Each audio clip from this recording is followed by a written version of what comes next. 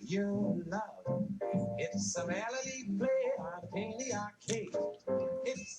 Okay, well, good morning.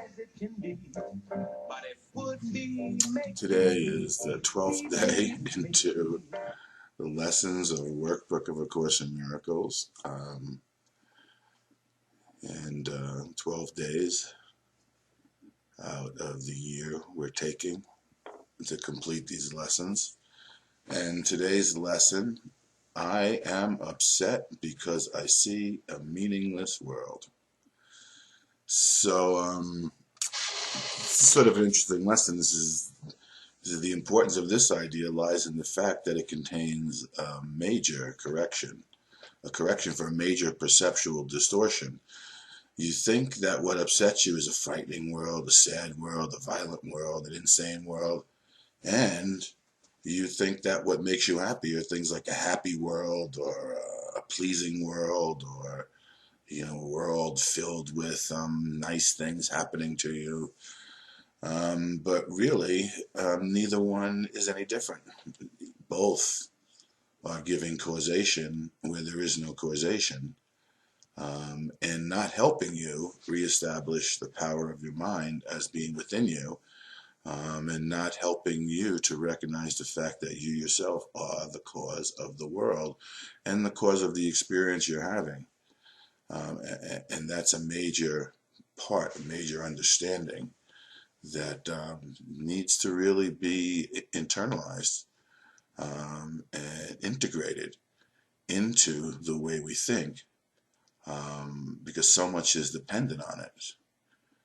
I mean, if the secret of salvation is that you're doing this to yourself, then it's important to recognize exactly how you're doing it to yourself, why you're doing it to yourself, and the fact that you get the result of your own thinking in experiences that demonstrate what it is you're exactly thinking, what's on your mind, is important as a matter of having a way of getting the correct feedback, so as to know that the lessons are actually working. And that's an important thing about the reflection, the reflective capacity of the world that you seem to be seeing and the world that you're seen to be participating in. It registers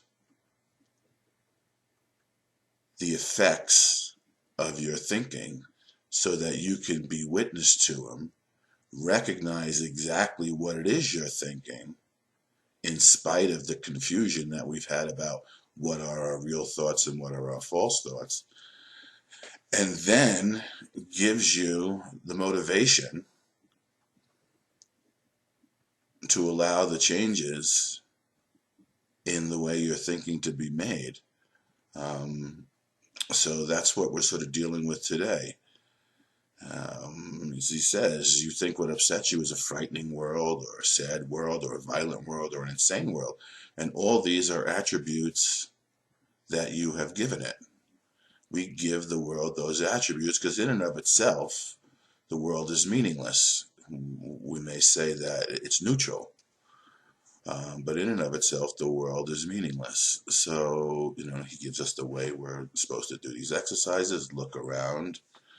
This time you look around slowly, look around the room, and pace yourself. I mean, this is an important, although it seems to be, minor part of the exercise, is when he says, try to pace yourself so that the slow shifting of your glance from one thing to another involves a fairly constant time interval.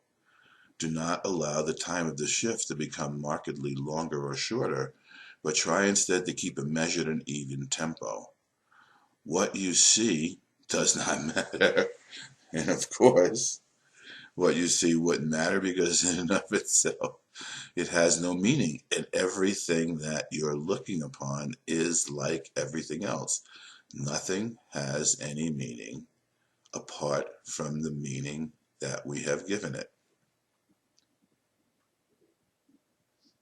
That you teach yourself this as you give whatever your glance rests upon equal attention and equal time. This is the beginning step in learning to give them all equal value.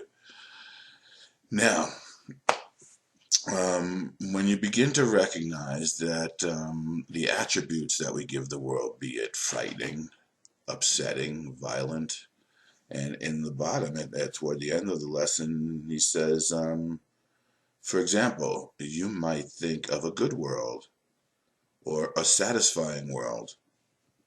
If such terms occur to you, use them along with the rest. You may not understand why these nice adjectives belong in the exercises, but remember that a good world implies a bad world. A satisfying world implies there's an unsatisfying world. And it's the nature of the duality, the split in our mind, that allows us to experience it that way. 1 second it seems to be a great thing, or we're in a great world, everything's going on, and all of a sudden something goes wrong, and it shifts into a total nightmare. But for these exercises, it's important to begin to recognize that the attributes we see in the world are actually within us. In and of itself, the world is meaningless, and we imply the meaning that we're getting, which also allows us to understand that by training our mind, we can learn to see it in an entirely different way, devoid of the duality of the split in our mind. And once we are, let's call it, reunited, even momentarily, with the source of meaning that is within us, that is comes from our whole perfect creative source. When we're united with that meaning within ourselves, and we look out from that reunification or communication of meaning that comes from the source of all meaning itself, then our vision, what we see, will look quite different, and we will have the purpose of our creation being viewed within our own spatial and temporal references. So all the terms which cross your mind are suitable subjects for today's exercise. Their seeming quality does not matter. And that's because the seeming quality is all given to it by our own seeing anyway.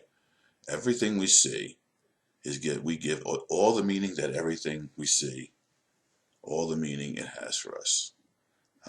And that's where we can learn that new meaning can be given to us when we are reconnected with the source of all meaning. And that's what we're looking for. So what he's saying is, we're looking at a meaningless world. We're looking at a world that has no meaning. And of course, if that became apparent to us, we'd be willing automatically to give up any attempt to find meaning where meaning is not. However, if we can be convinced by the ego that there is some meaning, something happening out there that requires our attention because its meaning is not sourced in ourselves and is coming directly from what it is we're viewing, then the ego has us locked in a situation where our interaction with the world that we think we are seeing, which seems to be where we're living, becomes more important, and we become preoccupied with it to the extent that we forget the truth of who we are and the purpose that we're really here to serve, which is the healing of the separation within our mind by acknowledging the symptoms of separation, finding within us, which is below, way below where we're looking, when we're looking at the world and thinking that the attributes we give it are actually attributes that it has, rather than attributes we've given it that we could just as equally change our mind about, and not, in a sense, find what causes our preoccupation to be of such significance that it excludes us turning within as a manner of seeking a way to deal with it. And that's what we're being presented with, a way of dealing with the world, not on the world's terms, but on the terms of our own creative reality. It goes on to say, be sure that you do not alter the time intervals between applying today's idea, to what you think is pleasant and what you think is unpleasant. For the purpose of these exercises, there is no difference between them. And I think that's notable because we will have a tendency to recognize what's unpleasant and look at it as meaningless. But it will be much more difficult because we will experience resistance to looking at what we consider to be the pleasant or more important parts of the world, and allowing that to be as equally meaningless as what we find unpleasant. Now, in the training of our mind, what we're being asked for is, in a sense, some sort of equality based on our inner attention that we give these things in order to establish within ourselves the non-necessity to pay attention to the emotional content that we experience when we're looking at something that we consider pleasant as opposed to unpleasant, if that makes any sense. And you can tell when you're going to be resistant, when you experience resistance, by the need to get through something. It's like when we feel like we just have to get through it in order to do it, there's a sense of resistance or urgency that doesn't allow us to have the same sort of calm demeanor within us, so that our attention can be equally expressed or equally given to both the pleasant and the unpleasant. So it's a pretty simple lesson for today, but as he says, this lesson is really the beginning of turning around our relationship between cause and effect, to seeing that the cause is within us and the effects are what we're viewing, and we're giving those effects meaning, and perhaps the meaning that we're giving them is not valuable in the pursuit that we've undertaken in doing the workbook for A Course in Miracles. He goes on to say, what is meaningless is neither good nor bad. Why then should a meaningless world upset you? We've talked about this up before. If in and of itself there's no meaning in what it is you're seeing, if it's not good nor bad, then how does it really have the ability to upset you? You know, it's not anything.